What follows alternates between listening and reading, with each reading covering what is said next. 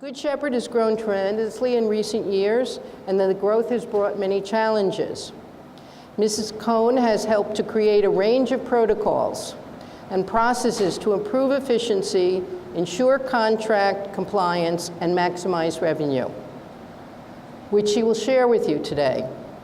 Ms. Cohen has 2 decades of management experience in child welfare and multi-service agencies and an MSW degree in administration from the Hunter College School of Social Work. I introduce you to Amy Cohen.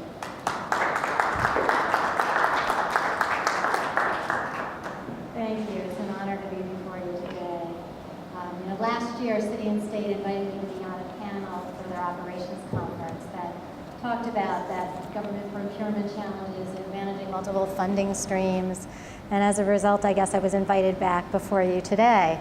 Ironically, I didn't really know the topic of the workshop, and a couple weeks later I got an email in my box that said, find your purpose. I thought, oh, that sounds great. I have to go to that. And then I scrolled down and saw my picture. I was a bit surprised. But it is good to be before you today. Just on finding your purpose, it is something that I have been struggling with lately as you're here as I talk about myself. And I read a book recently by Viktor Frankl, and he tells his life story. That is one of incredible challenge. He survived World War II. He was in a concentration camp. He lost his entire family, and on the last day of the war, the entire camp but him was shot and killed. And he wrote a book 3 months after that experience called Man's Search for Meaning, where he described that you can't control what happens to you in life. You can't control the deck you've been dealt. All you can do is find meaning and purpose in trying to make something of your life with what you've been given. And I hope that is an inspiration for you, because it has been for me. Could you please tell us a little bit about yourself and how you got to where you are today? Sure. I thought I'd start with a couple of stories on why education was so important in my family. Growing up, my grandmother, in her 50s, my grandfather died, and she was a relatively young widow. And she not only lost her husband, but she lost her employment because they had a family business, and so she no longer had a purpose. And she found the courage at 60 years old to go back to school and live in the undergraduate dorms, because that's all they had available for her. And who here knows what a payphone is? That, it kind of goes back a way, right? Every week I would call her on the payphone, which rang in the college dorm, and I'd ask for her. Nobody knew who she was. I'd say, the old lady on the end of the hall, and oh, Grandma. Everybody called her Grandma, and she would regale stories about finally having an opportunity to go back to school and to learn something she had always wanted to do. And she ended up getting her PhD and teaching college. So similarly, in the same vein, my mother also became a single parent when I was young, and went back and got her master's in public administration in a college very similar to MCNY. She found it hard to go back and tackle those classes like statistics, and I remember that she exchanged home-cooked meals with young students that we were required to entertain over dinner in exchange for statistic tutoring after dinner. So I just thought that might be an inspiration. When I then decided to pursue my own career, I really didn't know what I wanted to do either. I got an undergraduate degree in history and political science, which when you graduate really doesn't lead you many places, and really tried to struggle. And I knew I wanted to do something meaningful and wasn't quite sure, but eventually did get a master's in social work administration and was able to leverage that to work at what is rated as one of New York's top places to work by Crane's magazine, Good Shepherd Services. And I think it's because I had that degree that I was able to work my way towards an agency that's incredibly well run and highly respected. Thank you. Your mother's experience sounds very much like the experience of a lot of our students, balancing family and school and living at home and doing all of that at the same time. So it's quite inspiring. You've already mentioned how earning a graduate degree helped you achieve your goals. Why do you think that pursuing a graduate degree today is so important? Well, I do want to talk a little bit also about how it helped me achieve my goals, because I'm going to share a personal story, and I have to say I'm going to have to read some of it because it's quite painful. But one of my most important jobs, of course, like many of you, was raising my family. And 2 years ago, my life took a very unexpected turn. So this was my son. And I'm going to read you a little about him and how the fact that I had a graduate degree did help and give me a sense of purpose. So 2.5 years ago, I kissed my son Sammy goodbye in the morning. It was a normal day. He was nearly 13 years old and going to soccer practice while I was at my daughter's parent-teacher conference after work. Like most New York City tweens, he had already been walking to and from school and around our neighborhood for over 4 years. It turned out not to be a normal day. I never imagined that it would be the last time I would see Sammy, that it would be the last time I would say I love you, and that I would never see him alive again. While I was at my daughter's parent-teacher night, Sammy was struck and killed by a van across the street from our home. If the driver had been driving slower, Sammy would be alive today. He was an amazing kid, kind, loving, smart, curious, athletic, and I loved him more than words can capture. He would have been 15 and in 10th grade now, instead of going to his parent-teacher conferences and hearing about what he is poised to accomplish in the world. I visit his grave with my family and shed more tears than I knew was possible. It is unimaginable to be in our shoes. Grief, this simple 5-letter word, does not accurately capture the intensity of the pain, sadness, heartache, and soul-wrenching anguish of losing a child. 3 weeks after Sammy died, I testified with my husband and daughter at a New York City Council hearing to lower the New York City speed limit.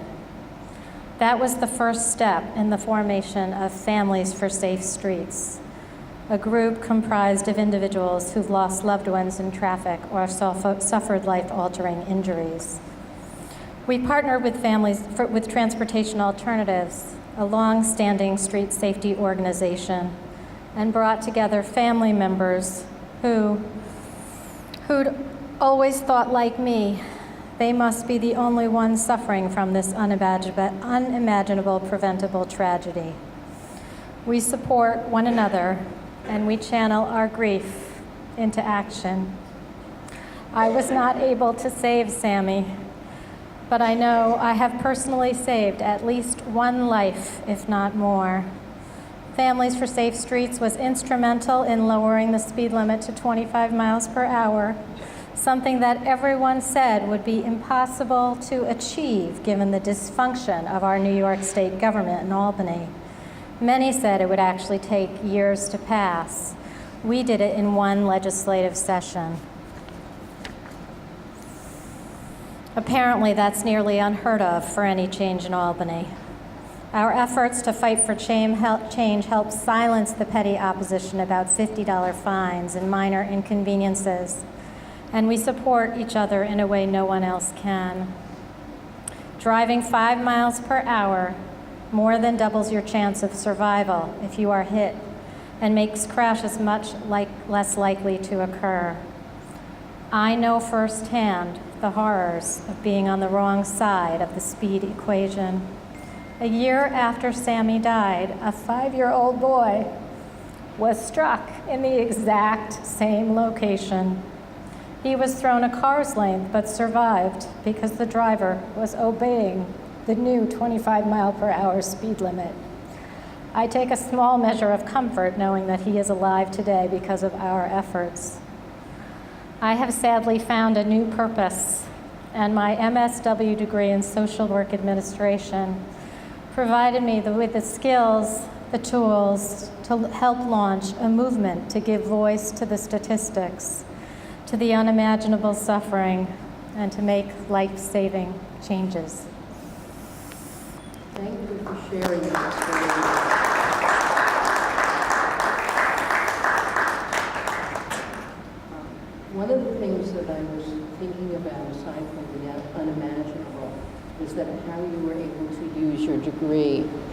make change. And many of our students in the graduate programs, through their constructive action, have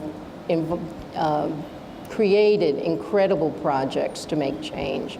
So this would be the kind of example of the kinds of things our students do.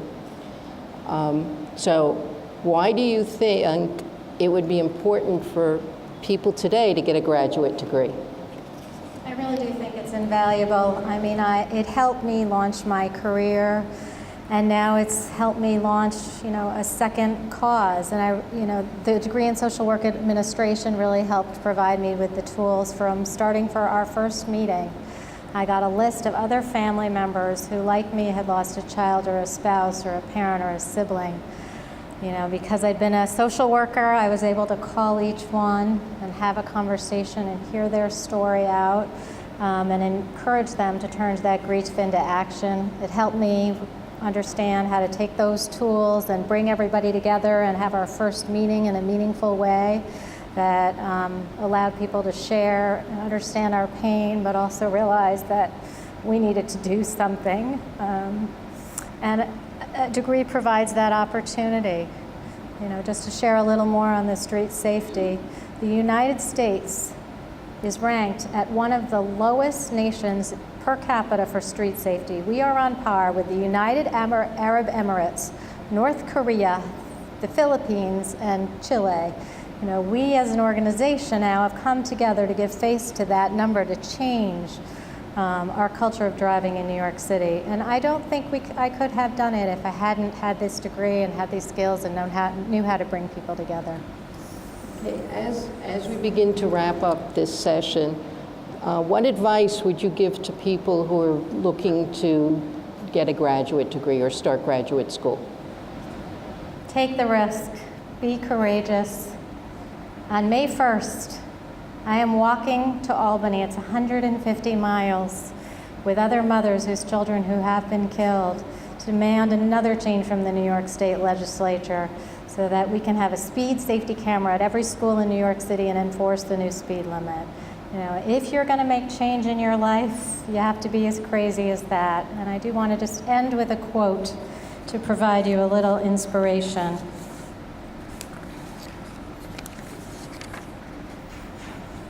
Margaret Mead once said, "Never doubt that a small group of thoughtful, committed citizens can change the world. Indeed, it is the only thing that ever has." Thank you very much. Thank you.